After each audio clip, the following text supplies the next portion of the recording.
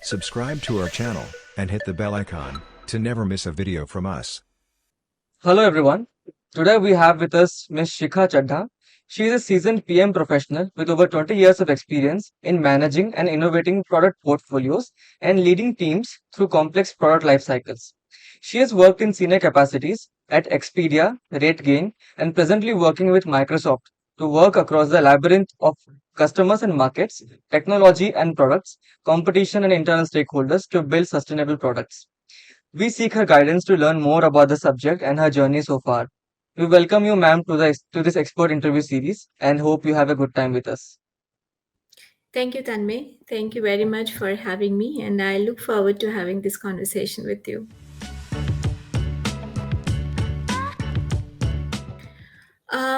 I started my career as a software engineer. By academic qualification, I did an MCA back then. So, being a software engineer was the logical choice, the first step. But soon enough, I kind of realized that I like being more on the functional side of things. So from there on, I moved on to being a pre-sales analyst, then to product analyst, product manager, and then sort of vertically grew in the space. So that's been my journey, like in short. I've been in product management now for most of my career, and I really enjoy this space. In terms of the opportunities that are there in this space, there are ample. Now that the demarcation lines have blurred, back in the day, more than 10, 12 years ago, there was a very strict demarcation, meaning, you had business analysts, and then you had product analysts, and then you had product managers. So there was a very clear cut demarcations. There were also program managers, by the way, but now those lines have blurred. So you have people wearing different hats depending on the organization that you're working with. You may be doing a mix of, say, product and a program manager, or a program manager and a project manager, or a business analyst and a product analyst. So there are many different flavors that are now there. Then, product ops is another one, or product operation manager, as we call it. That's another field that's come up. Then there's product marketing manager, if you are more interested in the marketing side of things, to give it a little bit of an external facing flavor. Product marketing manager is also an option. If you are creative and you love working on the user experience and design, then you have experience design managers. So all these are different offshoots of the traditional product management track. And I would say the opportunities are aplenty if you want to explore this field.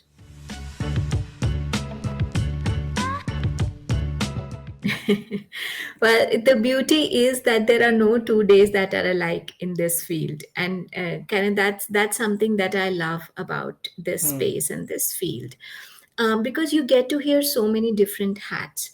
On in 1 hour, you may be giving an exec presentation. At which point, let's say I am talking to the EVP or the CVP of the organization, Okay. and my next meeting might be with the technical team, where I'm talking about a low level solution design. Hmm. So the altitude of conversations is different. The kind of conversations are different. You could be having, deeply technical conversations with your team. You could be having, product launch related conversation with your marketing team, Hmm. or you could be having strategy conversation with your senior leadership. Okay. So, it's very, very varied. So no 2 days are alike, literally. Hmm. But generally speaking, I think the way your day gets loaded also depends on the product life cycle that your product is currently in. Okay. For example, now I don't do as much of an individual contributor role, but when I used to, when the product was in planning phase, for example, Hmm. you would be spending most of your time thinking about the features, thinking about the roadmap, having those design discussions, preparing the specs, and so on and so forth, having Okay. capacity discussion with the team, um, things like that. But once your planning is done and your product is now in the execution mode, then your days would be heavily loaded with, let's say, if you follow agile, then your daily scrum meetings, Hmm. or you are discussing, where your teams are at any point in time, what kind of rhythm of business you're following for execution. Okay. When you are nearing the launch, you would be having more launch related discussions with your marketing team, for example. Right. You will be preparing things like release notes, or your product positionings and things like that. So it really varies depending on the phase, but every day is a different day, I would say, in the life of a product manager. Okay. So do you think the role is a lot of cross-functional? I mean, you try to engage with all the other functions of the department and everything. Absolutely, absolutely. The role is cross-functional. You get to deal with a lot of different teams, because creating a product does not happen in silos. There are many different teams that come together. There is your, even traditionally speaking, there is engineering team, there will be quality team, there will be design team who will be working on the development aspects, and Okay. then there'll be sales team, account management team, marketing team on the external facing side of things. Then you may be collaborating with some of the external teams as well, because usually, in the software companies, the teams are divided as per the capabilities, or different areas. Okay. And usually, there is always an interaction. You don't develop a feature in silos, so one feature may be dependent on some other team's module, so you would be Hmm. interacting with those teams as well. So yes, most definitely this space involves lot of cross team collaboration. So, tell me, product ops is like product operations manager, and product operation manager is someone who kind of works behind the scene. Think of it like a facilitator. So, Okay. for example, if the product management people need to do some research, so they will rely on the expertise of product op manager for do some of the data analysis. Okay. They will cull out data, they will be experts in deriving insights from the data. Hmm. That can be one example. Then let's say even scrum master these days are product ops people. Okay. So they are the ones who will be coordinating with different teams to ensure that the project is on track. So many of these mixed competencies, where you're coordinating with people, you are doing behind the scenes work, which is very valuable, mind you, right? It's Hmm. not just logistics work, because you need skills for that as well.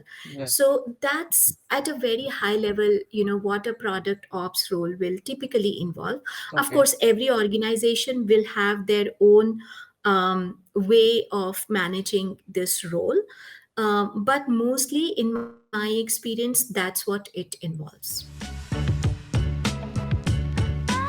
Well, to become a good product manager, I would say first and foremost, you need to have a very good hold on your subject matter, because people look up to you to provide that business competence, to provide that understanding of what you want to build. So having a hold on your domain, on your subject area, is very important. Okay. Second, you should have a business mindset. um, let's say technical teams would want to build the newest and brightest technologies, Right. but if it does not have the ROI, then it will not sustain. So Right. you have to have that business knack of why you are building something, what is the needle you're going to move by bringing a capability or bringing a new product in the market. Hmm. So those kind of aptitude, uh, um those kind of aptitude and mindset is what will sail you through in the field of product management. That is extremely and very critically important. Okay. Then of course, in terms of soft skills, you need to have very good interpersonal skills, because Hmm. like I mentioned earlier, right, this role involves a lot of cross team collaboration. You need to interact with people. Sometimes you need to interact with the external facing clients, internal facing senior leadership, technical teams, and what have you. Correct. So you have to be very good in articulating your message depending on who you're talking to. You have to be able to have a good command on the language so that you can create very clear, crisp, and concise artifacts. Hmm. Um, like let's say, you will need to create your requirement documents, you will need to create roadmaps, you will need to create vision documents. So for all of that, it is important that you're able to articulate your thoughts very well. Hmm. So so that is important in this Okay. field. I would say, all in all, if you are flexible, if you are willing to learn, then this field will be a great fit for you.